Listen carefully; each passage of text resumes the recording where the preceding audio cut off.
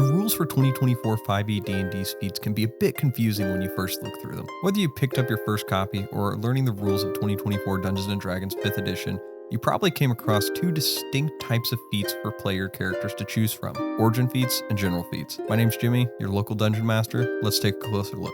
Origin feats are a special feat that are chosen when you select the character background for your character. Each of the backgrounds have an origin feat associated with them that you will find when you read the background benefits. While I didn't see any definitives as to whether you can interchange the origin feat of one to another backgrounds, as a DM, I would personally allow my players to select an appropriate origin feat that would fit better with their character's background. The other feat I wanted to find is the General feat. General feats are separated from origin feats because they cannot be selected until your character first gains an ability score improvement feat. The ability score improvement feat is a feature that each character gets at level 4 and then gains at varying levels after that. The feature states that when your character obtains the level, they can choose to gain an ability score improvement or another feat of your choice for which they qualify. What all of this simply means is when you gain an ability score improvement feat, you can choose one of the feats from the general feat list or the origin feat list as well. I think it's important to note that the only reason origin feats are named the way they are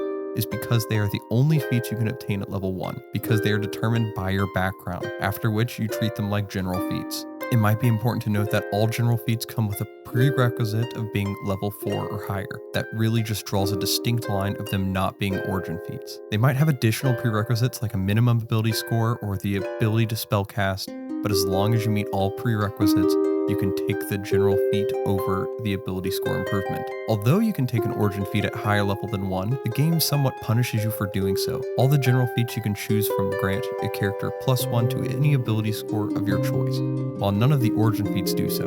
The default choice is the ability score improvement feat, which allows your character to increase one of their ability scores by 2 or 2 of them by 1. Before I call this a wrap, I want to note that there are 2 other types of feats that exist: the fighting style feat and epic boon feat.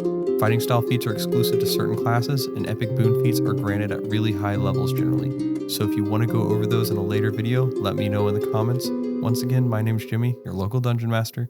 Please like, subscribe, and share this video with someone who doesn't know the difference between origin and general feats. Thanks.